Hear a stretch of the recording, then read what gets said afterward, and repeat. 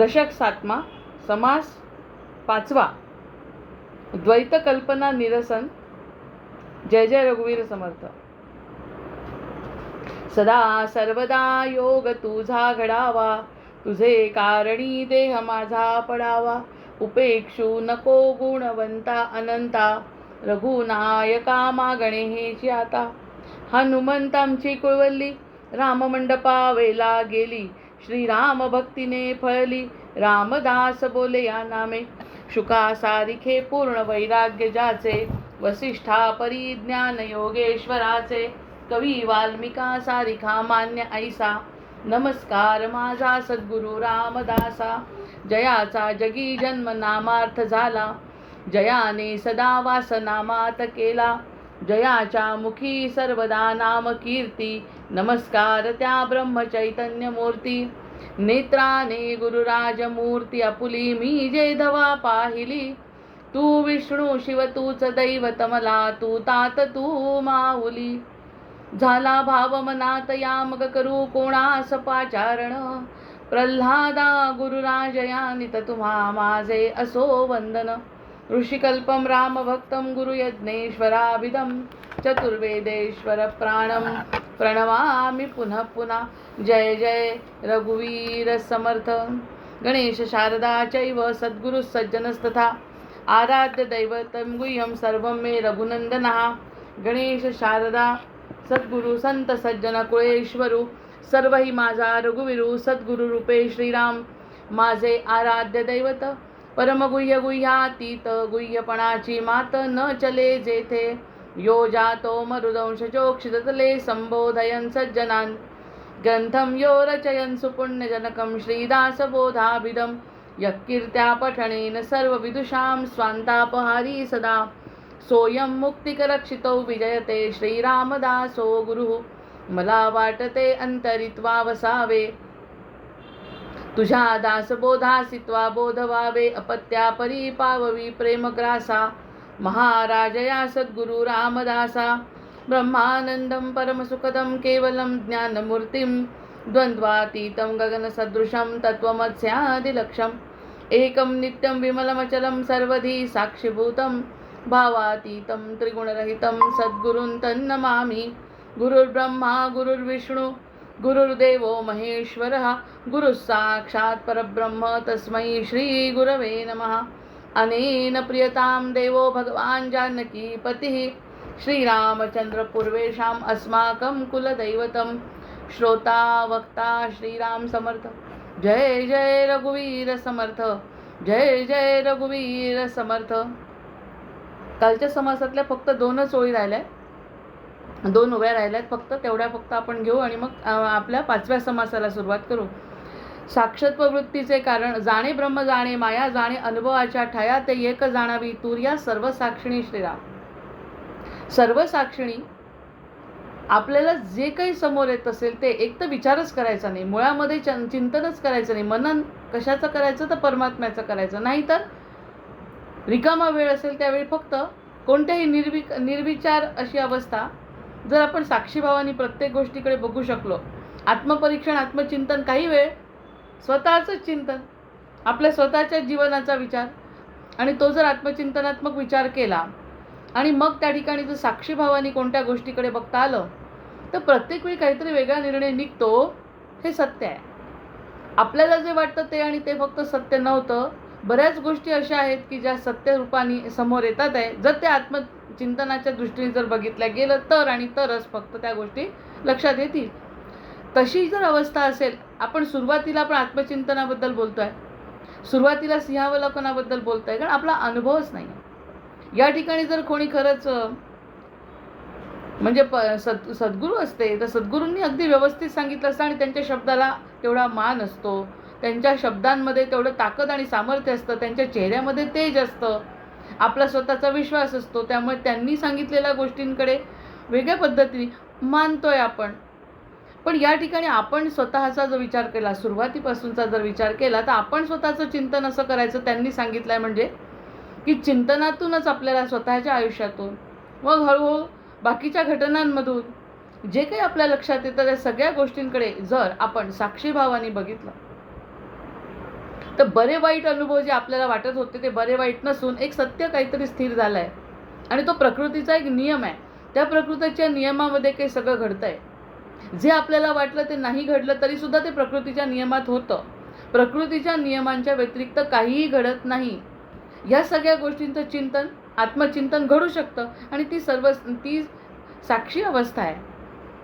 ती साक्षी अवस्था आपल्याबद्दल बोललो आपण, फक्त आपल्याबद्दल बोललो की साक्षी अवस्थेने जर आपण बघता आलं तर आपण स्थिर होतो बऱ्यापैकी.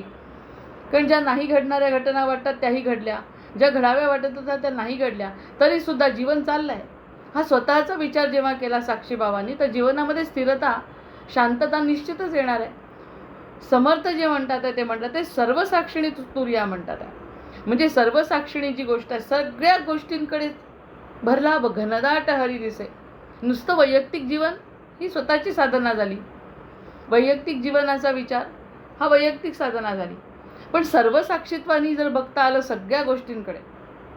सगळ्याच गोष्टींकडे जर सर्वसाक्षित्वानी बघता आलं तर ती तुर्या अवस्था आहे. आपला अनुभव नसल्यामुळे त्यावरती चिंतन करू शकत नाही. पण शीतावरून भाताची परीक्षा करून आपण 5 मिनिटासाठी तरी निदान शीतावरून भात शिजला की नाही बघण्यासाठी आपण पूर्ण भाताची शीत बघत नाही. शीतावरून भाताची परीक्षा होते. तसं जर माझ्या स्वतःच्या जीवनात विचार केला आणि थोडी शांती लाभली तर सगळीकडेच तसा विचार केला तर सर्वसाक्षी अवस्था ती तुर्या आहे असं समर्थ म्हणतात. आणि म्हणून तर कोणत्याही परिस्थितीमध्ये ते कधीच त्यांची मती ढळली नाही, कधीही त्यांना कशाचा त्रास झाला नाही. दिसत होता स्पष्ट त्रास आहे, आनंदही त्यांना फार झाला नाही. आणि जे काही आहे ते सगळं आपल्या हनुमंतराय तर त्याच्यासाठी अगदी उदाहरणच आहे की त्यांच्यापर्यंत एखादा भक्त आला, त्यांच्याकडे बघून त्यांच्या डोळ्यात अश्रू आले, हनुमंताकडे बघून, तरी हनुमंतांनी स्वतःजवळ न ठेवता रामचंद्रांपर्यंत पोहोचवलं. म्हणजे आनंद व्हायला पाहिजे. आपलं कौतुक केलं, हा आपला अनुभव आहे. आपलं कौतुक केलं, लागलीच आपण आपल्यापर्यंत ठेवतो. हो मी सांगितलं, मी शोधलं, मी हे केलं, मी ते केलं, कुठे पुढे जायचा प्रयत्न करतो. पण ह्या सगळ्या पुढे जाण्याच्या ज्या प्रक्रिया आहेत ते आपले सद्गुरू तेच करत असतात की मला जे मिळालं ते तुला मिळायला पाहिजे. कदाचित माझ्याहीपेक्षा जास्त मिळालं पाहिजे, पण ते असं म्हणतच नाही मला सगळं मिळालं आहे. मला जी शांती मिळाली आहे तशी शांती प्रत्येकाला मिळावी ही इच्छा आहे. मग ही बघण्यासाठी सर्वसाक्षिणी जी अवस्था आहे त्याला तुर्या म्हणतात. जाणे ब्रह्म जाणे माया, मायाही जाणते आणि ब्रह्मही जाणतो. आधी अनंताचं कौतुक करत असताना एक एपिसोड अनंताचा म्हणजे ब्रह्मांडाचा आणि दुसऱ्या अनंताचा तर अजून संपच नाही. हरी अनंत हरिकथा अनंता, हरी अनंत हरिकथा अनंता. एका महाभारतातल्या एका छोट्याशा पात्रातला सुद्धा विचार केला तर त्याचं सुद्धा चरित्र संपत नाही लवकर. तर मग हे अनंताची कथा कशी संपणार आहे. त्याच्यामुळे तो मायाही जाणतो आणि ब्रह्मही जाणतो. मायाकडे बघायचं म्हणजे नुसतं देहाकडे नाही तर मायेकडे, ब्रह्माकडे, अनुभवाच्या ठाया. आणि ही सगळी गोष्ट नुसतं बघणे, वाचणे, लिहून ठेवणे, ऐकणे, श्रवण करणे एवढ्यावर तर मर्यादित नाही. हा ग्रंथ खरंच आपण जेव्हा त्याचं चिंतन करतो त्यावेळी फक्त मर्यादित समजणे आणि वाचणे, लिहिणे, त्याच्यावर नोट्स काढणे याच्यापुरता नसून तो म्हणतो त्या अनुभवाच्या ठाई ते तावून सुलाखून पाहिलं पाहिजे. जे एखादं चरित्र ऐकलं ते चरित्र आपल्याशी कसं लागू पडेल. शबरी म्हणजे फक्त शबरी नसून ते अजून सुद्धा आहे. आपण एखादा व्यक्ती जर पेशंटली अगदी वाट बघत असेल रामाची आणि त्याची वाट बघत असताना जर शबरी मातेचं चरित्र बघितलं तर ते म्हणायचं की आपलंही सुद्धा तसंच चाललं आहे. म्हणजे अशा पद्धतीने जो अनुभवाच्या ठाई रामायण असो, महाभारत असो, पुराण असो, श्रुती असो, स्मृती असो, हे सगळं ऐकलं तरी तो माझ्याशी काय संबंध आहे. हे माझ्याशी संबंध लावणं म्हणजे स्वतःचं अस्तित्व ह्यासाठी अतिशय सुंदर विवेचन आहे. यासाठी समजण्यासाठी एक अजूनही विचार करू शकतो आपण त्याचा थोडक्यात. तर त्या अनुभवाच्या ठायावर ती जाणावी तुर्या अवस्था. असं अनुभवाच्या ठायावर, बोलण्याच्या ठाईवर नाही. बोलतोय तसा म्हणजे त्याला तो अनुभव आहे असं नाही. तो जर त्या आनंदामध्ये लीन असेल तर ती तुर्या अवस्था आहे. आता 1 मिनिट आपल्याला 24 तासातले 24 तास तुर्या अवस्थेत कोणीच राहत नसतं. प्रत्येकाला देहकर्म आहे. पण तो 1 मिनिटाचा जो काही अनुभव घेतो, देवाची ठाई उभा क्षणभरी. मग एक क्षणभर जरी ती अवस्था त्याला आली तर त्या अवस्थेला त्यांनी सर्वसाक्षिणी तुर्या म्हणतात. शाश्वत साक्षत्व वृत्तीचे कारण.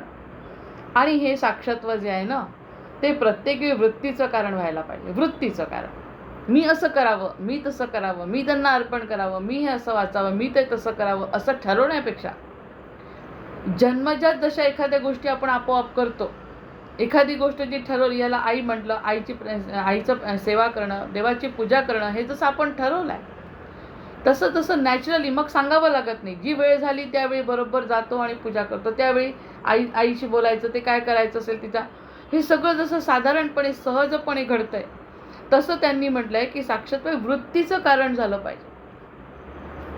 वृत्तीला वाटलं पाहिजे. आपण काय म्हणतो, असं सुरुवातीला तर असं व्हायचं की डिसेंबर गेला, 31 डिसेंबर, आमच्या लहानपणी म्हणायचे 1 जानेवारी आली की 31 तारखेला आपण 1 जानेवारीला काहीतरी ठरवू, नवीन वर्ष सुरू होत आहे ना, तर काहीतरी ठरव. असं ठरवलं म्हणजे 31 कशा. आणखी अभ्यासाला बसलं की 1:15 वाजलाय ना, मग आपण की 1:10 झाले आहेत ना, आपण 1:15 वाजता बसू. 1:15 निघून जातो, मग बोलता बोलता 1:15 निघून, आता 1:15 गेला ना, आता आपण 1:30ला बसू. 1:30ही बोलता बोलता निघून गेला, कशाला आपण आता 2:30 वाजता बसू. असं करत मनाची इच्छा नसली ना तर ती गोष्ट पूर्ण करू शकत नाही. कारण कशाला पूर्णांक कशाला पाहिजे. 1:15 आणि 1:30 आणि 2 हा पूर्णांक पाहिजे कशाला, आपल्या पळवाटायचं. या सगळ्या पळवाटा मी स्वतः केलंय. कारण तसं या पळवाटा काढून काढून आपण जेव्हा पूर्ण करतो ना, ती वृत्तीची स्थिरता नाही आहे. वृत्तीची स्थिरता म्हणजे आहे त्यावेळी, आहे त्या क्षणी, कशाला वेळ वेगळा करायला पाहिजे. सतत साक्षत्व हे वृत्तीचं कारण असलं पाहिजे, असं समर्थ म्हणतात. साक्षत्व वृत्तीचं कारण म्हणजे वृत्तीलाच असं वाटलं पाहिजे की आपल्याला शांत व्हायचं आहे. वृत्तीलाच असं वाटलं पाहिजे सगळ्या गोष्टी साक्षीभावाने बघायच्या. वृत्तीलाच असं वाटलं पाहिजे, सहज वृत्ती झाली पाहिजे. सहज सुंदर राम अनुरागी, सहज सुंदर राम. मग एकदा सहजता आली की सगळं सुंदर, सगळं सत्य. राम म्हणजे सत्य आणि अनुराग म्हणजे प्रेम नाही. अनुराग म्हणजे प्रेमाच्या वरची अवस्था आहे की प्रेम हे एकमेकाच्या देण्याघेण्यावर अवलंबून असतं. अनुराग जो आहे तो अनुराग असा आहे, अपेक्षा काहीच नाही, पण प्रेम अगदी काय म्हणतात त्याला, हेतू विरहित प्रेम. मग सहज सुंदर राम अनुराग हे 4 खरं म्हणजे धर्म अर्थ काम मोक्षापेक्षा हेच 4 शब्द आपल्या जीवनात लागू पडतात. कारण धर्म अर्थ काम मोक्ष हे सत्याच्या गोष्टी झाल्या. पण सहज सुंदर राम अनुरागी हा जर शब्द आपल्या मनात आला तर सहजता आली पाहिजे, सुंदरता आली पाहिजे. श्रीराम हे तत्व आहे आणि श्रीराम म्हणजे सत्य धर्म सगळं. आणि त्यानंतर शेवटचं म्हणजे अनुराग. ह्या सगळ्या गोष्टींवरती अनुराग, कोणत्याही प्रकारचा अट्टहास नाही. ही सहजता वृत्तीची आली पाहिजे. तर साक्षत्व वृत्तीचे कारण उन्मनी ते निवृत्ती जाणं. आणि ह्या ठिकाणी जर एखाद्या गोष्टीतून निवृत्ती झाली जी शक्य नाही, जे अजिबात शक्य नाही निवृत्ती होणं, हे माझं नाही, इदम न मम, माझं नाही आहे काहीच, हे तर वाटूच शकत नाही. जोपर्यंत समर्थांची कृपा होत नाही तोपर्यंत असं तर वाटूच शकत नाही. ते म्हणतात की ही निवृत्ती होते.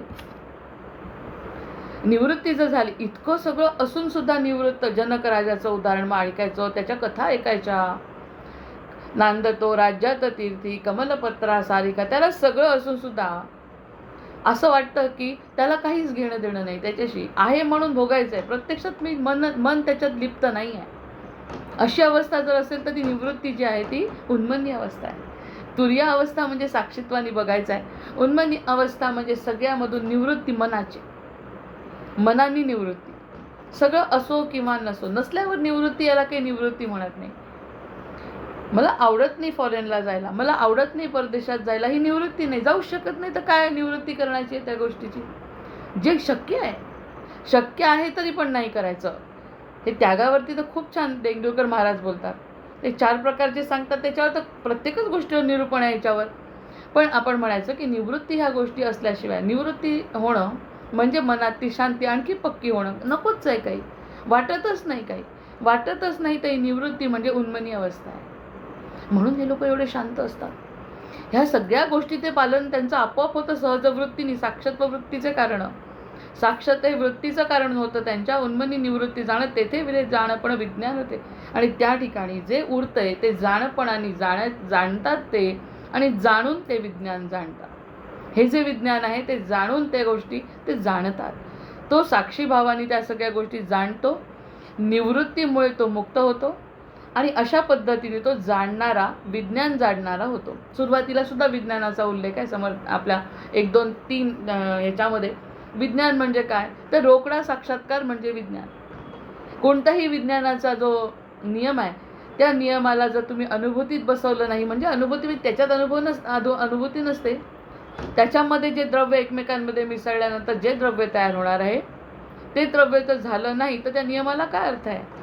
तसं आम्ही सांगितलेल्या गोष्टी जर झाल्याच नाही पूर्ण तर त्या आमच्या नियमांना काय अर्थ आहे. पण तो नियम ते पाळतात आणि अशा प्रकारचं ते विज्ञान, अध्यात्माचं विज्ञान सुद्धा ते जाणतात. साक्षात वृत्तीचे कारण मी जाणतात, आता शब्द कसे वापरायला लागले की ते जाणतात, म्हणजे ते जाणतात, आपण जाणत नाही. म्हणजे सरळ सरळ शरणागती पत्करली आहे पूर्णपणे. आपण जाणतो, साक्षात वृत्तीचं कारण असतं, मग त्याला निवृत्ती अवस्था म्हणतात. असं म्हटलं तर ते मी जाणलं हा अर्थ निघतो. त्यामुळे ते जाणतात म्हणणं जास्त सोयीस्कर आहे. या सगळ्या गोष्टी ते जाणतात. ते जाणण्याचा आपण प्रयत्न करण्यासाठी सहज वृत्ती आपल्यामध्ये आली तर ते विज्ञान ते जाणतात. याचा अनुभव आपण सुद्धा घेऊ शकतो, म्हणून तर सांगतात. नाही तर निघून गेले असते जंगलामध्ये, कशाला काढले असते ग्रंथ. ते जाणतात, तसं कोणीही जाणू शकतं. आणि त्याची ती साधना एवढीच आहे की कशातच कशाची सगळ्यांची निवृत्ती आणि साक्षीभावाने सगळ्या घटनांकडे आणि सगळ्या जीवनाकडे बघणं आणि मनात अर्थातच परोपकाराची भावना ठेवणं. कोणीही गोष्ट घेण्याने कोणी मोठा होत नाही, देण्यानेच फक्त मोठा होतो. या सगळ्या ज्या प्रिन्सिपल्स आहेत ते सगळे प्रिन्सिपल जो पाळतो तो विज्ञान ते जाणतो. जे ते अज्ञान असेल, म्हणजे असं जर जाणत असेल, कोणत्याही प्रकारचं ज्ञान या ठिकाणी दिलेलं नाही विशेष.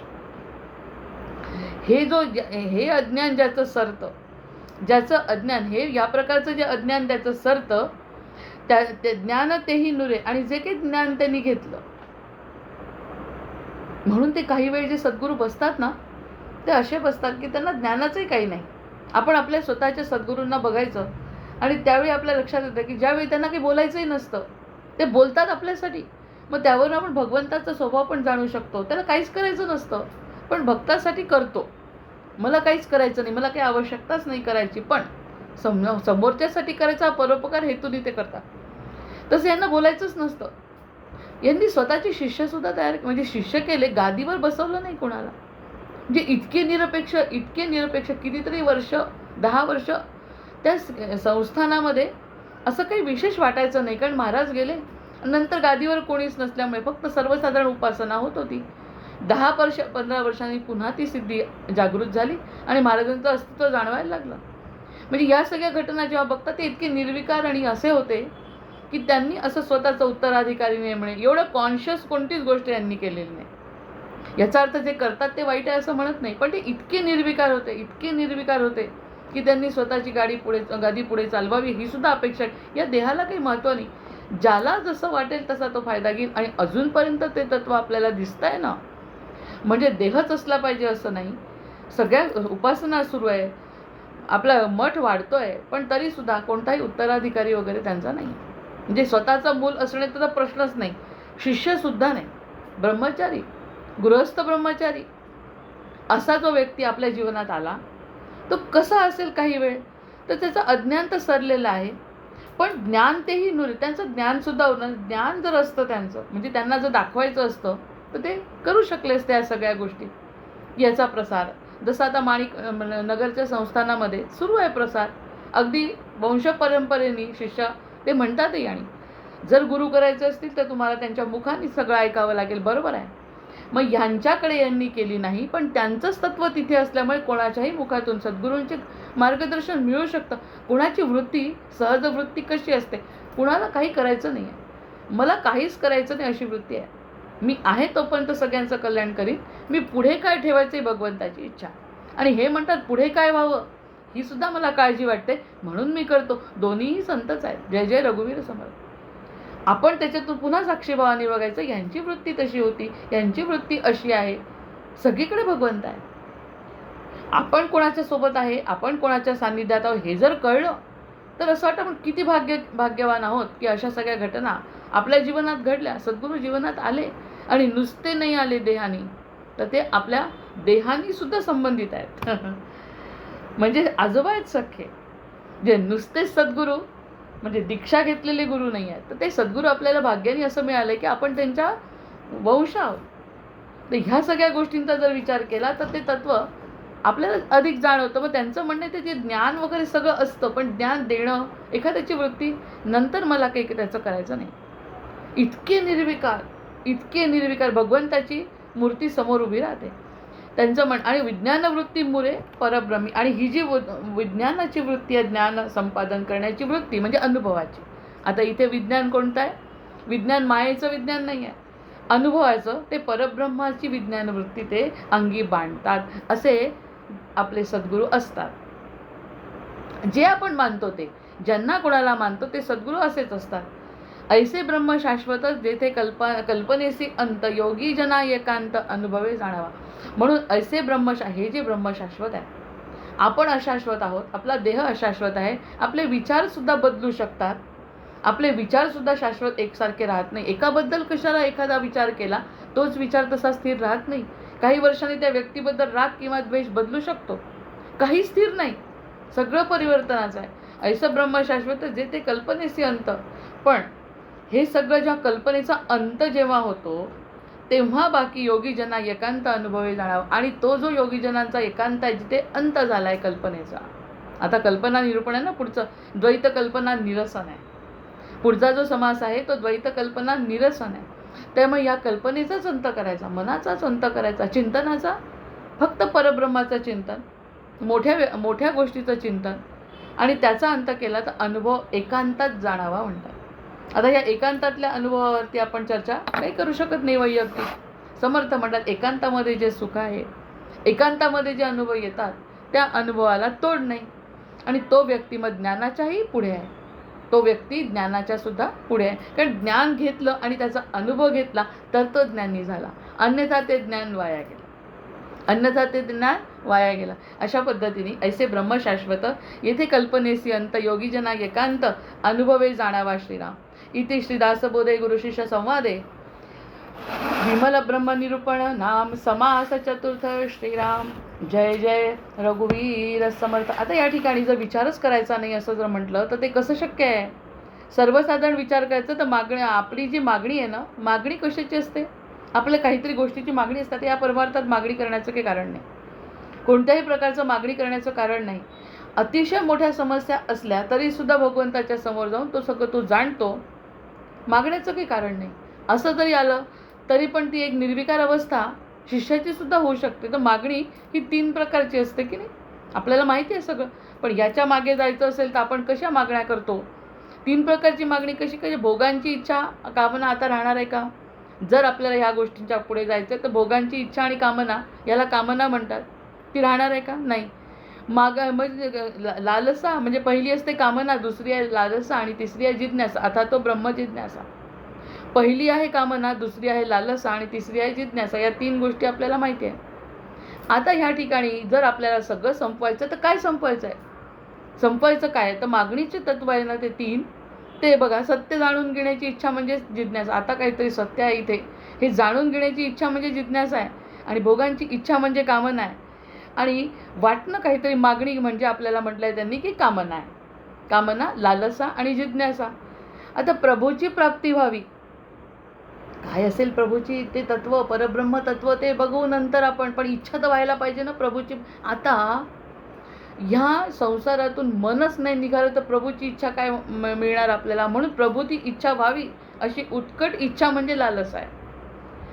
आपल्याला वाटलं पाहिजे की प्रभू आपल्याला काहीतरी वेगळं. तर ती ज्या व्यक्तीमध्ये भोगाची कामना, सत्याची जिज्ञासा आणि परमप्राप्तीची लालसा या 3ही गोष्टी असतात त्यालाच मी असे म्हणतात. आता या ठिकाणी मी कसा निर्विकार व्हायला? मी कोण आहे? तर ज्या व्यक्तीमध्ये भोगाची कामना, सत्याची जिज्ञासा आणि परमप्राप्तीची लालसा या 3ही गोष्टी असतात त्यालाच मी असं म्हणतात. मी स्वतः देह म्हणा किंवा अंतरात्मा म्हणा. कामना अज्ञानातून निर्माण होते. मग आता ह्या 3ही गोष्टी आपल्याजवळ आहे. या 3ही गोष्टी आपल्याजवळ आहे. कामना आहे, लालसा आहे आणि जिज्ञासा. ही खूप भाग्याची गोष्ट आहे. जिज्ञासा असणं ही खूप भाग्याची गोष्ट आहे. मंदाते गंधे म्हणून आमच्या सद्गुरूंच्या म्हणजे शिष्य आहेत, त्यांनी नुसतं अथातो ब्रह्मजिज्ञासावर 3 दिवस प्रवचन केलं होतं. त्याच्यातले एकही शब्द आपल्याला आठवत नाही. एकच शब्द आठवतो फक्त, अथातो ब्रह्मजिज्ञासा. त्यांनी 3 दिवस काय समजवलं असेल? काही ना काही समजवलं असेल, म्हणूनच काही असं वेगळं जाणवत आहे. 3 दिवस एका शब्दावर. आता इथून सुरुवात झाली. अरे आता आतावर त्यांनी कितीतरी निरूपण केलं की आता म्हणजे काय, की आतापर्यंतचं अज्ञान निपटलं आणि आता कुठे ज्ञानाची सुरुवात झाली. हे कोणतं अज्ञान होतं, ते मायेचं होतं. आता कोणतं ज्ञान आहे, ब्रह्माचं, अशी सुरुवात केली. मग या 3 गोष्टी आपल्यामध्ये आहे. पहिली गोष्ट म्हणजे ज्या व्यक्तीमध्ये भोगांची कामना आहे, सत्याची जिज्ञासा आहे आणि परमप्राप्तीची लालसा आहे, तिन्ही गोष्टी असतात, त्याला मी म्हणतात. आता ह्याच्यामध्ये जी कामना निर्माण होते, हे पाहिजे ते पाहिजे, हे जे आपल्याला कळतच नाही. आपला जन्म होतो अज्ञानातच होतो. त्या अज्ञानामध्ये जो जन्म झाला त्यानंतर आपण मोठंही झालो तरी त्या अज्ञानाचे संस्कार मनातले जात नाहीत ना. त्यामुळे अज्ञानातून कामना निर्माण होते. चूक काहीच नाही. जे मायेचा प्रकार आहे, फक्त त्याला शुकाचार्य अपवाद आहे की ज्यांनी अमरकथा ऐकली आणि आईच्या पोटात गर्भामध्ये गेले आणि बाहेर जन्माला यायचं नाही म्हणे, कारण बाहेर गेलं की तुझी माया मला झपाटणार, हे त्यांना ज्ञान होतं. बाकी कुणालाही ज्ञान नाही. तसं परीक्षितालाही होतं. भगवंत स्वतः होते सोबत, त्यामुळे परीक्षिताने सुद्धा मृत्यूला घाबरला नाही. मग ह्या सगळ्या गोष्टी म्हटलं कामना चुकीची नाही, आपल्यावर अज्ञानाचा पगडा. इतके जन्म झाले आहेत, त्या जन्मातल्या अज्ञानाचा जो पगडा आहे, त्यामुळे कामना ही अज्ञानातून निर्माण होते. चुकीचं नाही, बिलकुल चुकीचं नाही. कारण हा मनुष्य जन्म आहे, इच्छा असणार आहे, विचार असणार आहे, देहाच्या संबंधित, कुटुंबाच्या संबंधित हे सगळे विचार येणार आहे. तर कामना अज्ञानातून निर्माण होते, पण ती कामना जी आहे ती अज्ञानातून निर्माण झाली तर वाईट काहीच नाही. म्हणून पण एक चांगली गोष्ट आहे त्याच्याबरोबर, आपण कलियुग कलियुग कलियुग म्हणायचं, पण कलियुगाचं चांगलं वैशिष्ट्य असं आहे की काही न करता भगवत प्राप्ती आहे. ना यज्ञ, ना दान, ना यज्ञ, ना काही वेगळ्या गोष्टी करून तुम्ही नुसतं नामस्मरण केलं तर भगवंताची प्राप्ती होते. कलियुगाचं लक्षण आहे. वाईटात सगळं चांगलं असतं. मग ह्या ठिकाणी त्यांनी म्हटलं कामना अज्ञानातून निर्माण होते की नाही, आपल्या मनात माहिती नसतं, आपोआप निर्माण होते.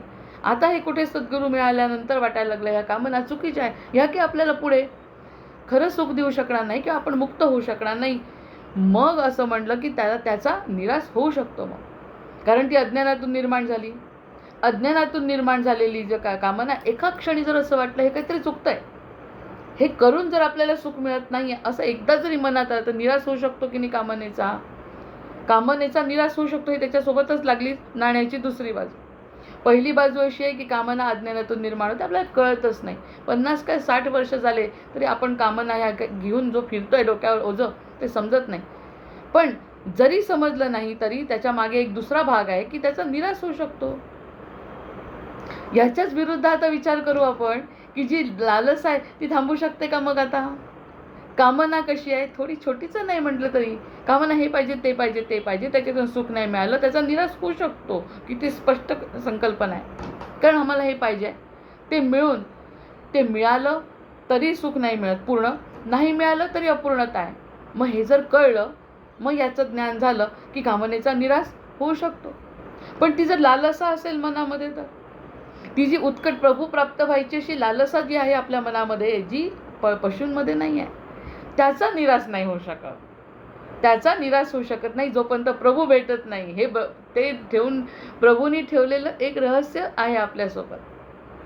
भगवंतानीच ती ठेवून दिलेली आहे. आशा नाम मनुष्यानाम काचिद आश्चर्य शृंखला बद्धा यया प्रदावंती मुक्ता तिष्ठती पंगुवत. जे मुक्त असतील ते पंगुवत असतात आणि जे बांधलेले असतात तेच मुकाट सुटतात.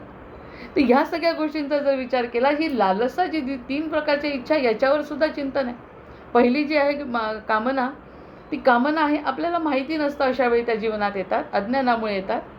अज्ञानामुळे आलेली कामना आहे. पण जर का ज्ञान झालं, जसं कळलं अरे याचं सुख नाही, एवढं मोठं सुख मिळेल, ऑस्ट्रेलियाला जायचं आहे, ऑस्ट्रेलियाला गेल्यानंतर पहिल्याच दिवशी 2-3 दिवसामध्ये असं वाटतं हे तर भारतातच बरं आहे, किंवा तिथलं सुख आपल्याला पूर्ण झालं आहे. मग हे पूर्णत्व कसं काय झालं? मग इच्छा तर इतकी होती इतक्या वर्षाची, मग काय मिळालं मला तिथे जाऊन? असा जर एखाद्याने विचार केला, एखाद्या सुखाचा विचार, सोनं 5 तोळ्याचा नेकलेस करायचा आहे, केल्यानंतर काही वाटत नाही. मग 8 दिवसांनी तो पडून राहतो मागे. 1 वर्षाने तर असं वाटतं की त्याला काही आठवत पण नाही की आपला जो तो होता. मग काय मिळालं ती कामना करून? हे जर ज्ञान झालं तर ती निघून जाऊ शकते, कामना संपू शकते. पण दुसरी जी देऊन ठेवली आहे देव, आपल्याला माहिती नाही आपल्या जो देवानी. म्हणूनच मग ते हनुमंत म्हणतात की मला शक्तीचा विसर पडतो. त्यांनी जो विसर पडला म्हटला, की दुसरी जी लालसा आहे, प्रभूची प्राप्ती व्हावी अशी इच्छा भगवंतांनीच टाकून दिली आहे मनामध्ये प्रत्येकाच्या. त्याच्याकडे लक्ष देणं न देणं हे वैयक्तिक कर्तव्य आहे, पण स्वतःच टाकून दिली. मग त्याला म्हटलंय की तिने कामना म्हणून तिचा निराकरण जिज्ञासेच. आणि मग त्यांनी म्हटलं की शेवटी कामना आणि जिज्ञासेतून मग आता ही जी दुसरी कोणती सांगितली लालसा, त्यामुळे प्रभूची प्राप्ती व्हावी. म्हणजेच प्रभूची प्राप्ती म्हणजे ब्रह्मानंदम परमसुखदम, मला सततचं सुख मिळावं, ही इच्छा भगवंताचा पुत्र असल्यामुळेच आहे ना. मग ती इच्छा झाल्यानंतर ती जिज्ञासा येते. त्याच्यानंतर कशातून मिळेल बरं, हे करून मिळेल का, ते सोडल्याने मिळेल असं सांगतात ते. हे घेतल्याने नाही मिळणार, ते दिल्याने किंवा सोडल्याने म्हणजे निवृत्ती. हे सांगितलं ना त्यांनी मागच्या विमल ब्रह्मामध्ये, की काहीतरी सोडल्याने ते मिळेल, घेतल्याने मिळणार नाही. आणि आतापर्यंत घेतलंही आपण तरी त्याच्यातून मिळालं नाही, कामनेत स्पष्ट झालं. कामना जी सगळ्यात पहिल्यांची मागणीची इच्छा होती, 3 प्रकारची, कामनेत स्पष्ट झालं. मिळालं तरी सुख नाही, नाही मिळालं तरी सुख नाही. ते म्हणाले ना, माणिक प्रभू म्हणतात की पैसा हा असा आहे की पैसा हा असला तरी दुःख देतो आणि नसला तरी दुःख देतो, असला तर कुठे ठेवू असं होतं. म्हणजे कामना ही अशी आहे. मग असं जर आहे तर जिज्ञासा फक्त ही गोष्ट, दुसरी लालसा जी आहे ती एकदा का निर्माण झाली की मला खरं सुख पाहिजे. मग खरं सुख पाहिजे एकदा का निर्माण झाली तर ती जिज्ञासेशिवाय पूर्ण होऊ शकत नाही. मग ती जिज्ञासा कोणती असते, ती जिज्ञासा असते इथे मिळेल का, या पुस्तकात मिळेल का, त्या पुस्तकात मिळेल का, या गुरुजवळ मिळेल का, त्या कुठे जाऊन पाहू का, या मंदिरात मिळेल का, या नदीजवळ मिळेल का, करत राहतो. करता करता करता त्याच्या लक्षात येतं. पुन्हा सर्व साक्षीत्वाने त्या सगळ्या गोष्टी बघितल्या की मग मागे त्याच्या लक्षात येतं की याच्यातही काही अर्थ नाही. त्यापेक्षा एक सत्याचा मार्ग जर धरला आणि आहे त्या ठिकाणी निर्विकार अवस्था जशी सद्गुरूंची आहे तशी करण्याचा प्रयत्न केला तर तिथे ते मिळतं. म्हणजे कामनेचा निराश होतो. कामनेचा निराश होतोच, आपोआपच होतो. ही सुद्धा वयाचा खेळ आहे, प्रकृतीचा खेळ. आत्मसाक्षात्कार व्हावा, प्रकृतीचा खेळ कळावा. मग कामनेचा निराश, जिज्ञासेची पूर्तता. जिज्ञासेची पूर्तता केल्याशिवाय माणूस झोपत नाही. तो अडाणी असो अज्ञान. मागे एकदा अगदी सर्वसाधारण ज्यांना आपण मूर्ख म्हणत होतो आम्ही लोक, जे अतिशय त्यांना काही अज्ञानी म्हणत होतो की कसं तरी जीवन जगतायत असं म्हणत होतो, त्या माणसांनी नेटाने एक गोष्ट करून त्यांची जिज्ञासाची पूर्ती केली. दर शनिवारी रुईचा हार किंवा जे काही त्यांचं ठरवलं आहे ते घालून त्यांच्या मनाला कुठेतरी शांती. कशाला ज्ञान पाहिजे, त्यांच्या मनाची जी जिज्ञासा ती पूर्ण केली त्यांनी आणि म्हणूनच ते मुक्त झाले असतील. कधी कोण कसं मुक्त होईल कोणाच्या पद्धतीने माहिती नाही. म्हणजे त्यांच्या मनात जिज्ञासा ही प्रभूंनी टाकूनच दिली आहे प्रत्येकामध्ये. किती अज्ञानी असो, किती गरीब असो, गोरा असो, काळा असो, बाई असो, स्त्री असो, पुरुष असो, या सगळ्यांमध्ये ती कामना टाकली. मग जिज्ञासेची पूर्तता होते. मग जिज्ञासेची पूर्तता कशी होते तर त्यामुळे जिज्ञासेची पूर्तता म्हणजेच अर्थातच देण्यात आहे, सोडण्यात आहे, निवृत्तीत आहे. हे जर कळलं तर परमात्म्याची प्राप्ती होते. या मागणीवर हे दशक आहे पूर्ण. म्हणजे कुठे शोधू राम आणि कुठे शोधू तो आनंद, तसं काही नाही. सहज सुंदर जितकी आपली प्रवृत्ती शांत होणार आहे म्हणजे कामनेची निवृत्ती. मग त्याच्यासाठी प्रजहाती यदा कामान सर्वान पार्थ मनोगतान आत्मन्येवात्मना तुष्ट स्थितप्रज्ञ लोचते. म्हणजे सकल कामना आपल्या मनीच्या जो नर त्यागी धनंजया आत्म्यामध्ये पूर्ण तुष्ट जो स्थितप्रज्ञ मग वदेतया. जो आत्म्यामध्ये तुष्ट राहतो, जो स्वतःच्या भगवंत हृदयस्थ आहे म्हणजे आपल्या हृदयातल्या परमात्म्याकडे जो लक्ष देतो, त्याच्या अरे धनंजया त्याच्यापेक्षा जो स्थितप्रज्ञ मनुष्य आहे तोच म्हणजे हा ज्ञानी पुरुष आहे. मग आता मग त्यांनी दुसरं पण म्हटलं आहे ना त्या ठिकाणी, विहाय कामान्य सर्वान पुनश्चरती निस्पृहा निर्ममो निरहंकार सशांतीमधिगच्छति. जो नर त्यागुण सकल कामना इच्छान धरी मनी जरा निरहंकारी निर्मम वागे शांती लाभते तया नरा. हे जे आहे याचं म्हणून मी काल थांबली होती या ओवींचं की साक्षात प्रवृत्तीचे कारण उन्मनी ते निवृत्ती जाणं, जेथे विरे जाणपण विज्ञान ते श्रीराम. ह्यावरती भगवद्गीतेमध्ये भगवंत असं म्हणतात, तत्वदर्शी त्या ज्ञानीजनांना नमुनी वा तत्सेवेने विनम्र प्रश्ने उपदेशले तुझ त्या ज्ञानाला तू जाणे. या हे जे ज्ञान आहे त्या ज्ञानाला तू जाणलं तर या 3 प्रकारच्या ज्या कामना मनामध्ये निर्माण होतात त्याच्यातली सर्वोच्च कामना जी आहे प्रभू प्राप्तीची ती पूर्ण. या ठिकाणी प्रभू काय आहे आणि प्रभू म्हणजे काय देतो वगैरेचा विचार न करता आपणच किती शांत होतो असा जर विचार धनंजयाला भगवंत सांगतात, समर्थ त्या ठिकाणी तेच सांगतात. या सगळ्या गोष्टी जर कळल्या तर आपल्याला याच ठिकाणी या गोष्टीची प्राप्ती होऊ शकते असं त्यांचं म्हणणं आहे. असा माझा अनुभव नाही, पण समर्थ कृपेने यावरती हे चिंतन झालेलं आहे. आता हा जो 5वा समास होतोय सुरू, दशक 7वा आणि समास 5वा जो सुरू होतोय, तर त्या 5व्या समासामध्ये आता कोणता आहे? द्वैत कल्पना निरसन. आता द्वैताची कल्पना निरसन म्हणजे पुन्हा अद्वैताकडे जाण्यासाठी द्वैताची कल्पना निरसन. अद्वैताकडे जायचं आहे तर द्वैताची कल्पना. आता साधकाच्या दृष्टीने हा समास खूपच म्हणजे समर्थ म्हणतात ना, 7व्या समासातला मी त्या दिवशी पण एकदा म्हटलं की साधकाच्या दृष्टीने, ज्ञानाच्या दृष्टीने नाही म्हणत आहे, साधकाच्या दृष्टीने हा समास खूपच खूपच खूपच महत्त्वाचा आहे. हे आपल्याला पहिल्या समासापासून जाणवलं. चतुर्दश ब्रह्माचा जो समास आहे तो पहिल्या दशकापासून, पहिल्या समासापासून जाणवलं की इथे काहीतरी विशेष आहे. किती वेळा रेंगाळलो आहे आपण या ठिकाणी. प्रत्येक माणूस स्वतःविषयी आणि जगाविषयी काहीतरी कल्पना निश्चित करतो, जे सोडायला सांगतात त्यापुढे. आपण काहीतरी कल्पना निश्चित करतो, त्याची श्रद्धा, त्याची मूल्य आणि उत्तम जीवनाची धारणा, त्याच्या धडपडीची दिशा इत्यादी गोष्टी त्याच्या स्वतःच्या कल्पनांवर अवलंबून असतात. हे चूक नाही. आपल्या स्वतःच्या कल्पना असतो. आपण इथे राहायचं का, पुण्यात राहायचं का, की परदेशात जायचं, नोकरी करायची का नाही करायची, किती मुलं होणार, कुणाशी लग्न करायचं का नाही करायचं, आपल्या घराण्याची परंपरा काय, सद्गुरूंकडे जायचं का नाही जायचं, मठात जायचं का नाही, या सगळ्या गोष्टींची एक विशिष्ट कल्पना असते. त्या कल्पनेच्या बाहेर कोणी जात नाही. काहीतरी कल्पना केल्याशिवाय, म्हणजे आपण म्हणतो जेवायला जरी बसलो तरी आधी ते जेवण कल्पनेने जेवतो. जी भाजी पोळी, पुरणाची पोळी जे असेल ते मनाने आधी जेवतो आणि मगच त्याला सुरुवात करतो. म्हणजे मनच सगळ्यांचं कारण आहे. ती कल्पना जी असते ती प्रत्येकाची धडपडीची दिशा, उत्तम जीवनाची धारणा, मूल्य, श्रद्धा या सगळ्यांबद्दल एक असतं. एक मुंबईला आमच्या शेजारी एक व्यक्ती होती, त्यांच्याकडे घरामध्ये देवतांचे फोटो नाही आणि देवतांच्या मूर्ती नाही, देवघर नाही, ती त्यांची कल्पना आहे. पण देवताच्या मूर्ती नाही, काय करायचं. म्हटलं सुनबाई आली घरात तर तू कोणाला कुठे नमस्कार करायला लावेल, कुठे कलश ठेवेल, कोणती काय करेल, तर आमचा प्रश्न आहे. आपण प्रश्न नाही विचारायचे, कल्पना आहेत त्यांच्या. कुठेतरी ते एक जागा पाहिजे ज्या ठिकाणी कलश मांडता येईल, कुठेतरी ते एक जागा आहे की तिथे नमस्कार करता येईल, असं नाही आहे म्हणे आमच्या. ठीक आहे, कल्पना आहे. पुढे जाऊन काय अनुभव येतील त्यांचे आपल्याला माहिती नाही. ही जी कल्पनेने माणूस जगतो, एक अशी कल्पना असते मनामध्ये, ठरलेले ढाचा, त्याच्याप्रमाणे जगतो. माणसाच्या कल्पना बदलल्या की त्याच्या जीवन पद्धतीत आपोआप बदल. म्हणून कल्पनांच्या भरोसावरच आपण जगतो की नाही, ही कल्पना आहे. आता मला कल्पना करायची की समर्थांच्या दासबोधामध्ये अभ्यास करायचा, ही कल्पना आहे. मग आपण तसा दासबोध हातात घेतो. अन्यथा कल्पनाच मनात नसेल तर दासबोध हातात कसा घेऊ आपण. त्यांची कृपा ही आणखी वेगळा भाग आहे. पण इच्छा होणे ही कल्पना आहे. ह्यामध्ये आनंद मिळू शकतो असं वाटणे ही कल्पना आहे. टिकणे त्याच्यात 14 जून 2024 साली सुरू झालेला दासबोध आहे. आपण जे सुरुवात केली आहे ती सुरुवातीला गुरुवारी असायचं. आता पण त्यामध्ये ती कल्पना बरी होती, चांगली होती, उत्तम होती असं वाटायला लागलं. कल्पना केली म्हणून दासबोध हातात आला. पण काही ना काही कल्पना तर केली. पण ही कल्पना शक्तीसुद्धा मायेची शक्ती आहे असं म्हणतात बेलसरे, की ही जी कल्पना आहे ती मायेची शक्ती आहे.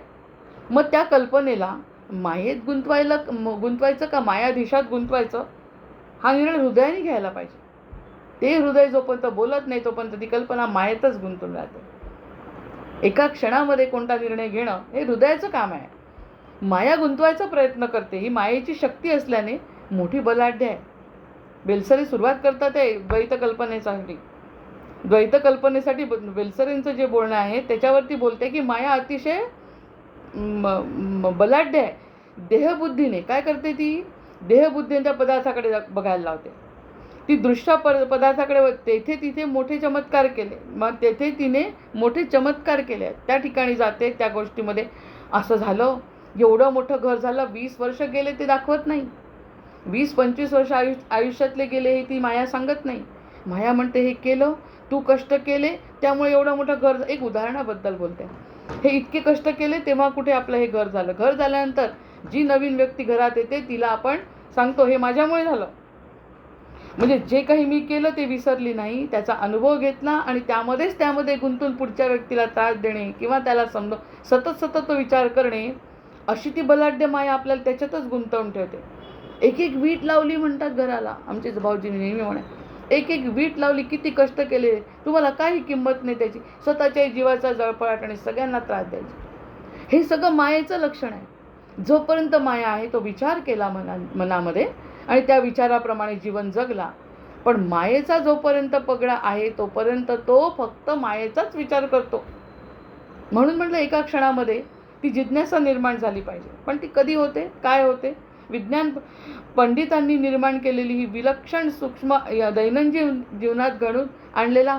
आता समजा पंडितांचं ऐकलं, काहीतरी कुठेतरी ऐकलं, कुणाचा तरी स्वतःचा अनुभव आला, काहीतरी दुःख पदरी पडलं, काहीतरी सुख खरं वाटलं नाही, मग बाकी काय होतं की आपल्या स्वतःच्या विचारांमध्ये बदल करतो.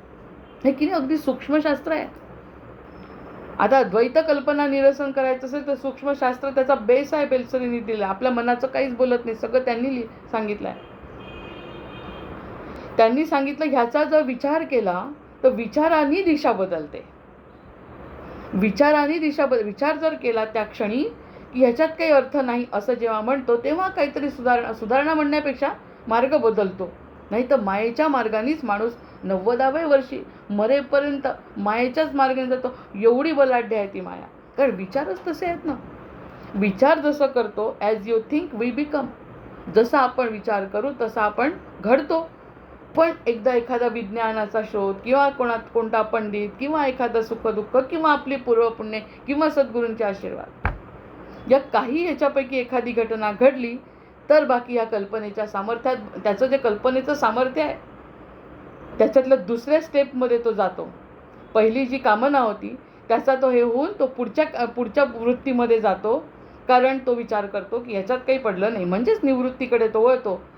मग ती सुधारणा कल्पनेच्या ती शक्ती दृश्यावर, मग तो म्हणतो ही जी शक्ती आहे ना माझी विचार करण्याची, मग ही विचार करण्याची शक्ती दृश्यावर घालवण्यापेक्षा, हे जे दृश्य जगत आहे त्यावरती घालवण्यापेक्षा, हे जे समर्थ सांगतात किंवा जे संत सांगतात त्यावरती जर आपण चिंतनाचा विचार जर केला तर ती वळवावी असं त्याच्या मनात येतं.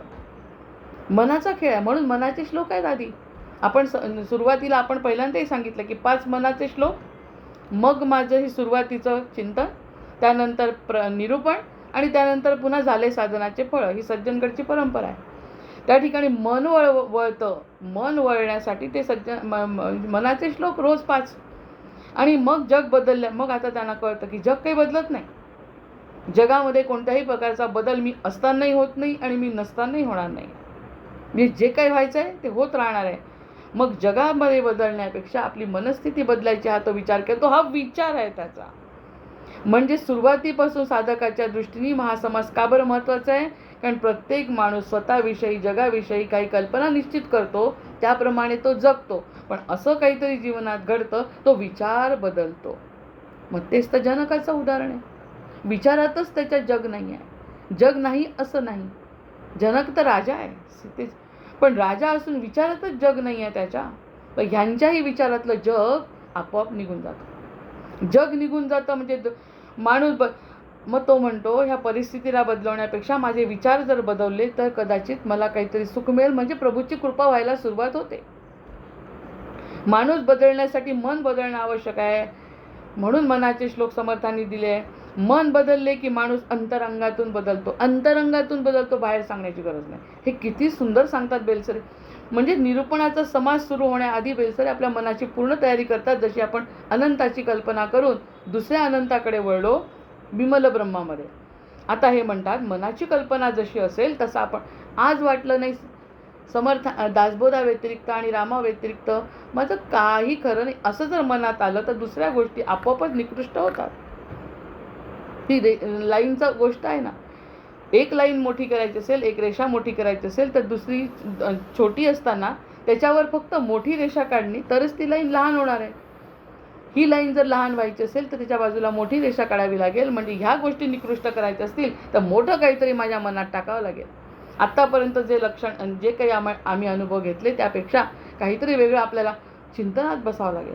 जास्तीत जास्त चिंतनात आणि मन बदललं की अंतरंगातून बदल होतो. स्वतःकडे आणि जगाकडे बघण्याचा साक्षीभावानी विचार होतो, जो साक्षीत्व भाव. म्हणून आपण या 3 ओव्या ठेवल्या होत्या की त्यांनी म्हटलंय की त्यांनी म्हटलंय जाणे ब्रह्म जाणे माया जाणे अनुभवाच्या ठाया एक जाणावी तुर्या सर्वसाक्षिणी श्रीरा. सर्वसाक्षिणी जी तुर्या अवस्था आहे किंवा ते शब्द सोडून द्या, पण सर्वसाक्षीने बघायचं असेल तर आपण जर ह्याच्यातून मन बाहेर काढलं तर हे इथे बरं वाटतंय, इथे काही सुख मिळण्याची शक्यता नाही, असं साक्षीभावाने सगळ्या जगाकडे बघता आलं की परिस्थिती नाही बदलली तरी मनस्थिती बदलते. आणि मनस्थिती कशावर अवलंबून आहे? अर्थात मनावर. म्हणजे जे काही पारंपरिक विचार आहेत, जे काही पारंपरिक मन चुकीचं नाही आहे बरं, तेही चुकीचं म्हणणार नाही की पारंपरिक म्हणजे ज्यांच्या पोटी जन्म झाला तसे विचार आपण करतो. आपल्याला मूलबाळ आहे, त्या मुलाचा विचार आपण करतो, आपल्या आईवडिलांचं कर्तव्य करतो, देशाचं कर्तव्य करतो, शिकवण्याचं कार्य करतो. हे विचार आहेत, ज्यामध्ये आपण बांधल्या गेलो ते विचार आहेत. पण त्या विचारांना, पारंपरिक विचारांना चुकीचं नसताना कुठेतरी धक्का बसतो आणि तो धक्का बसल्यानंतर तो बाकी इकडे वळतो. आणि इकडे वळल्यानंतर दृष्टिकोन बदलला. आणि सगळ्यात महत्त्वाचा दृष्टिकोन बेलसरे म्हणतात आहे की मी देह आहे, ही जी संकल्पना आहे ती त्याला पटत, मग तो त्याच्यामध्ये रमत नाही. मी देह नाही, याच्यापेक्षा काहीतरी मोठं आहे.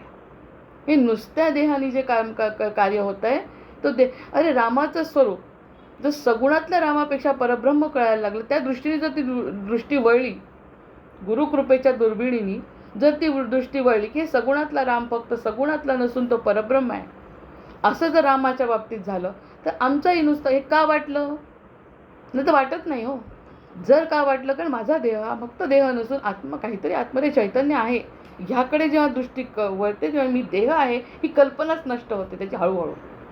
आपली झाली नाही. हे बेलसरेंचे शब्द आहेत, मी फक्त ते चिंतनासाठी वापरत असते. माझे झाले असं म्हणत नाही, बिलकुल चिंता करायचीच कारण नाही आहे, माझं झालं आहे. कल्पना नष्ट करायची असेल तर मी देह आहे हे त्याला वाटत नाही.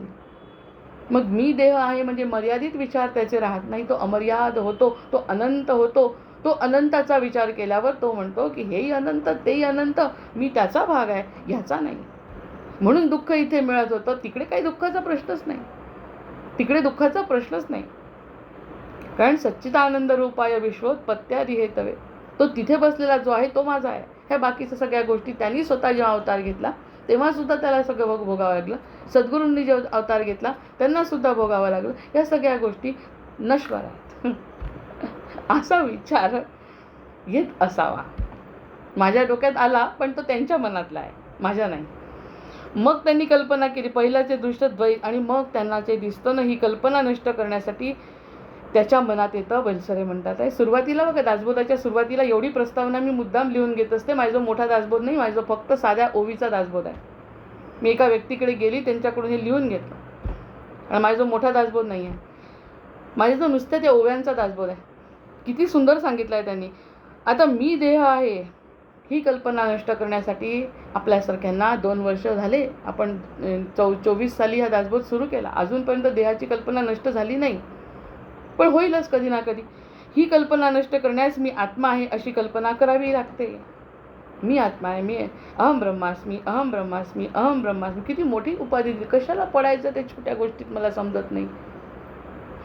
अहम ब्रह्मास्मी, अहम ब्रह्मास्मी हा जप जर केला तर मग पहिल्या कल्पनेचं दृश्य जे होतं पहिल्या मनात की हे माझा हात, माझा पाय, माझं कुटुंब, माझा पैसा, माझी प्रसिद्धी, यामध्ये ते दृश्य द्वैताने भरलेलं जे विश्व आहे ते खरं वाटतं. दुसरी कल्पना साधकाने दृढ केली तर ते दृश्य खरे न वाटता पहिल्यांदा काय वाटतं, जर ती कल्पना बदलली नाही तर हे सगळं खरं आहे, छान चाललं आहे आत्तापर्यंत, ते सगळं खरं वाटतं. पण दुसरी कल्पना जर साधकाने केली, म्हणजे समर्थांची कृपा झाली, समर्थांची जर कृपा झाली, दृष्टी बदलली, मन बदललं, तर तेच दृश्य खरं नाही वाटत. किती छान होईल. सगळा संसारच मनातून निघून गेला, ब्रह्मांड मनातून निघून गेलं तर ब्रह्मांड नायक उभा राहील ना समोर.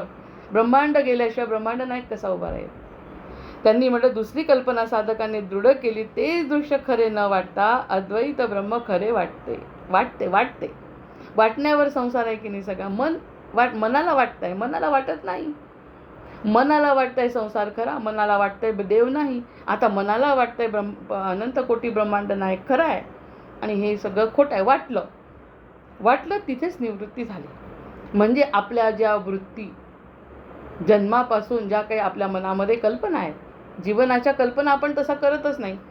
प्रत्यक्षात जन्माआधी सोहम सोहम, जन्मानंतर कोहम कोहम, कोडे हे सुटण्यासाठी शिवानंद रूपम शिवोहम शिवोहम असं अमृतकणात मी म्हटलं होतं सुरुवातीला. त्याचा अर्थ आत्ता कळतं, मी लिहिलं कसं हेही मला समजत नाही.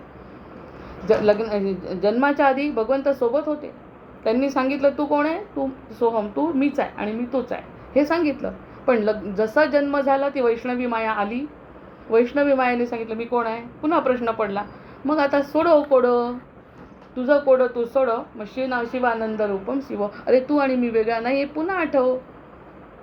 असं मग देहबुद्धी अद्वैत ब्रह्म खरं वाटतं. मग वाटलं तर मग आजपासूनच आनंदाला सुरुवात आहे. जर हे वाटलं तर आनंदाला सुरुवात आहे.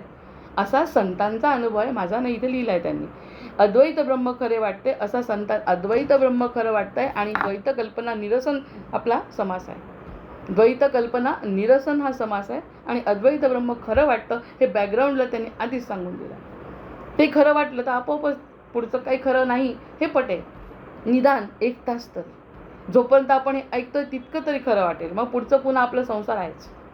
पण 1 तासात तरी जी समाधी तुर्या अवस्था ज्या आहेत त्याचा जर आनंद मिळाला तर काय, त्याची चटक लागते माणसाला. मन तसं आहे, चटक लागते एकदा मनाला चांगल्याची की ते त्याच्याच मागे जातं. अद्वैत ब्रह्म खरं वाटतं असा संतांचा अनुभव आहे असं बेलसरींनी सुद्धा लिहून, म्हणजे ते सुद्धा हात झटकत आहेत. माझा अनुभव आहे असं म्हणत नाही, ते म्हणतात तसं संतांचा. ते स्वतः संत आहेत. ह्यांचे शब्द आपल्याला समर्थांचे शब्द कळावे म्हणून ऐकतोय. प्रत्यक्षात तेही संतच आहे. त्याचं बॅकग्राऊंड जेव्हा ते देतात सुरुवातीला तेव्हाच आपल्याला पुढचा समास अतिशय सोप्या पद्धतीने समजतो. ही त्यांचीच कृपा आहे. आता देहबुद्धीनी अनेक दुःख निर्माण होतात.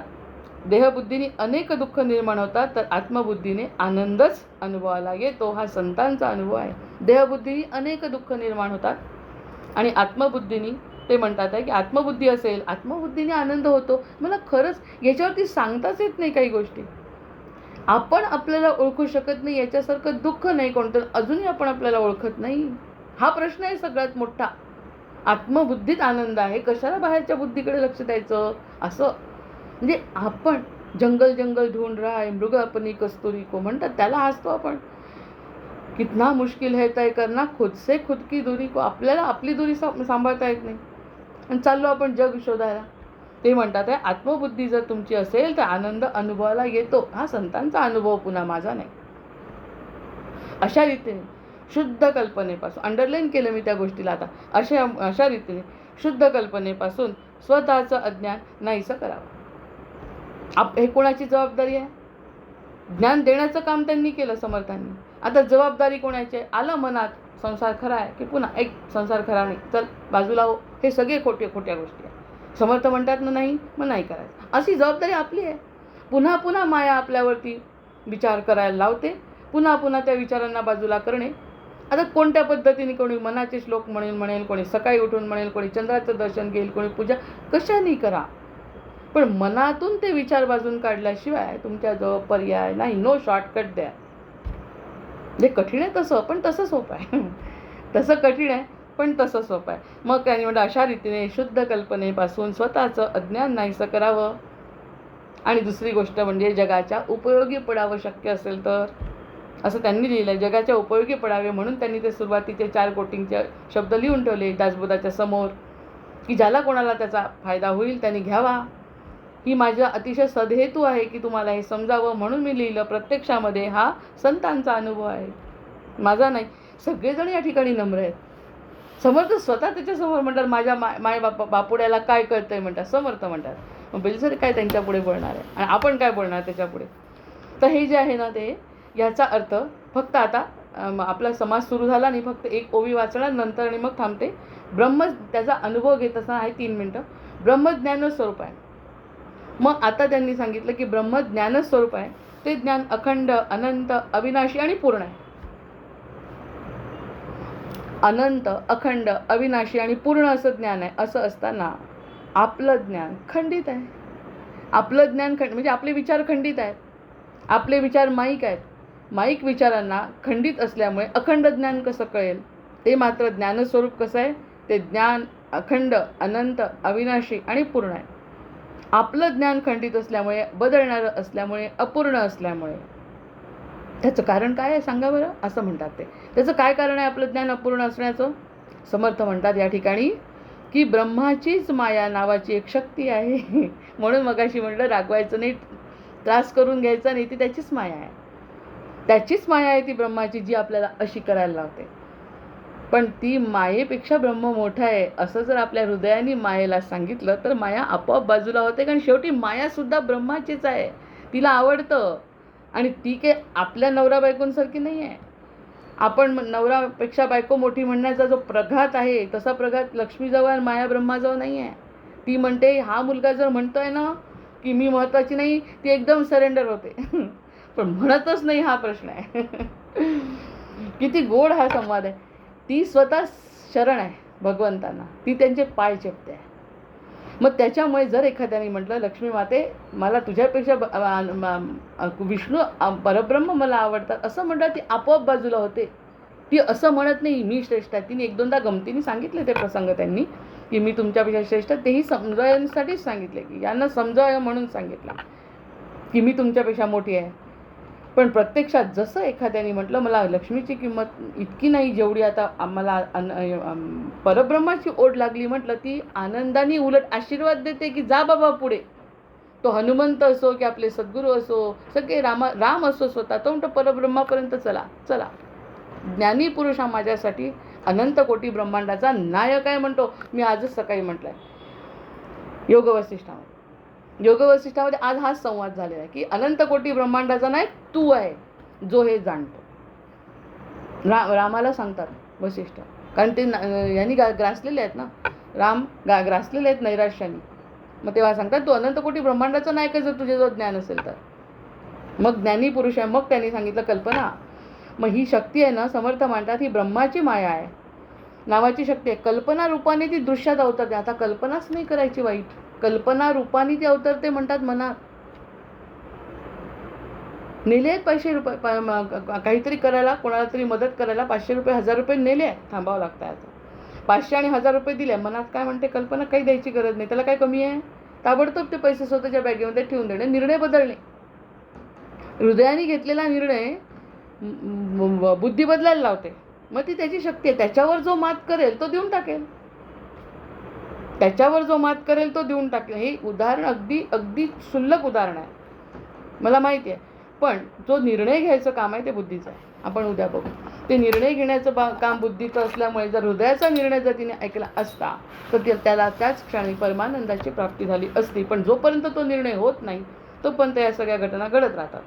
आता 3 उभ्या वाजते आणि थांबते. 5व्या समासाची सुद्धा कल्पना येईल काय आहे त्याच्यात. केवळ ब्रह्म जे बोलिले ते अनुभवास आले आणि मायेचेही लागले अनुसंधान. श्रीराम पटलं. उद्या काय बोलायचं ते लक्षात आलं. ब्रह्म अंतरी प्रकाशे आणि माया ही प्रत्यक्ष दिसे. आता हे द्वैत निरसे कवणे परी हो श्रीराम. दोन्ही दिसतंय, अनंतही दिसतंय आणि अनंत कोटी ब्रह्मांडाचा नायकही दिसतंय. तरी आता सावधान एकाग्र करून या मन माया ब्रह्म हे कवण जाणत आहे श्रीराम. सत्य ब्रह्माचा संकल्प मिथ्या मायेचा विकल्प ऐस्या द्वैताचा जल्प. मनची करी श्रीराम जाणे ब्रह्म जाणे माया ते एक जाणावी तुर्या. सर्व म्हणे जाणून या सर्व साक्षिणी श्रीराम.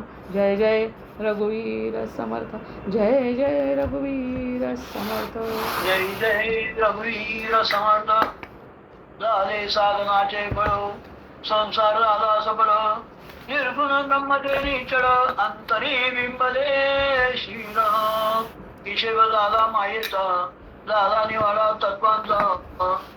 साध्य होता साधनांचा ठाव नाही श्रीराम. स्वप्नी जे जे देखिले ते ते जागृती सुराले. सहजी अनिर्वाच्य झाले बोलता नये श्रीराम. ऐसे विवेके बोला जाणावे प्रत्येक गुण्याची गाणावे. जन्ममृत्यू जाणावे शून्याकार श्रीराम.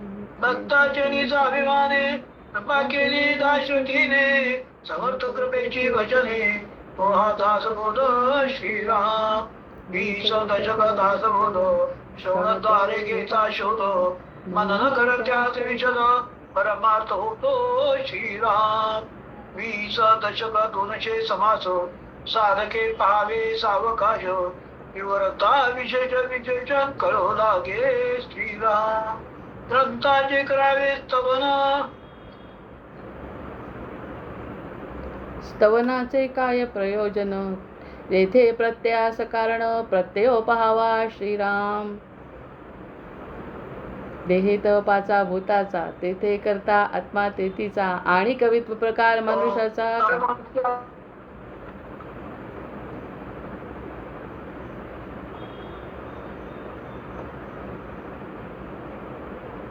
ऐसी ही विचाराची कामे उगेच भ्रमो नये भ्रमे जगदीश्वरे अनुक्रमे सकळ देहाचा झाडा केला तर्क समुदाय उडाला तेथे कोण्या पदार्थाला आपुले म्हणावे श्रीराम. ऐशी विचारांची कामे उगेच भ्रमो नये भ्रमे जगदीश्वरे अनुक्रमे सकळ केले श्रीराम. जय जय रघुवीर समर्थ. जय जय रघुवीर समर्थ. जय जय रघुवीर समर्थ. जय श्रीकृष्ण. वंदे देवं विष्णुमशेषस्थितिहेतुं त्वामध्यात्मज्ञानविरन्तर्हृदि भव्य हेया हेयद्वन्द्वविहीनं परमेकं सत्तामात्रं सर्वरदुस्तं ऋषि प्राणापानौ निश्चयबुद्ध्या हृदिरुद्ध्वा चित्वा सर्वसंशयबन्धं विषयोगान् पश्यन्ति संयं गतमोहायतयस्तं वन्दे रामं रत्नकिरीटं रविभासम् मायातीतं माधवमाद्यं जगदादिं मानातीतं मोहविनाशं मुनिवन्द्यं योगिद्धेयं योगविधानं परिपूर्णं वन्दे रामं रञ्जितलोकं रमणीयं भावाभावप्रत्ययहीनं भवमुख्यै योगासक्तिरर्चितपादाम्बुजयुग्मं नित्यं शुद्धं बुद्धिमनन्तं प्रणवाख्यं वन्दे रामं वीरमशेषासुरदावम् त्वं मे नाथो नाथितकार्याखिलकारी मानातीतो माधवरूपो किलदारी भक्त्यागम्यो भावितरूपो भवहारी योगाभ्यासैर्भावितचेतः सहचारी त्वामद्यन्तं लोकततीनां परमीशं लोकानां नवलौकिकमानैरुदिगम्यं भक्तिश्रद्धाभावसमेतैर्भजनीयं वन्दे रामं सुन्दरमिन्दीवरनीयम् को वा ज्ञातुं त्वामतिमानं गतमानं मानासक्तो माधवशक्तो मुनिमान्यं वृन्दारण्ये वन्दितवृन्दाकरवृन्दं वन्दे रामं भवमुखवन्द्यं सुखकन्यं नानाशास्त्रैर्वेदकदम्बैर्प्रतिपाद्यं नित्यानन्दं निर्विषयज्ञानमनादिं मत्सेवार्थं मानुषभावं प्रतिपन्नं वन्दे रामं मरकतवर्णं मथुरेश श्रद्धायुक्तो यः पठति मम स्तवमाद्यं ब्राह्मं ब्रह्मज्ञानविधानं भुविमर्त्या रामं श्यामं कामदकामप्रदमीशं ध्यात्वा ध्यात्वा पातकजालैर्विगतस्य सीताकान्तस्मरण. जय जय राम महारुद्र हनुमान की जय. जय जय रघुवीर समर्थ. भर्जनं भवबीजानामर्जनं सुखसम्पदां तर्जनं यमदूतानां राम रामेति गर्जनम् आवाहनं न जानामि तवार्चन पूजाञ्चैव न जानामि क्षम्यतां परमेश्वर क्षम्यतां परमेश्वर क्षम्यतां परमेश्वर. जय जय रघुवीर समर्थ.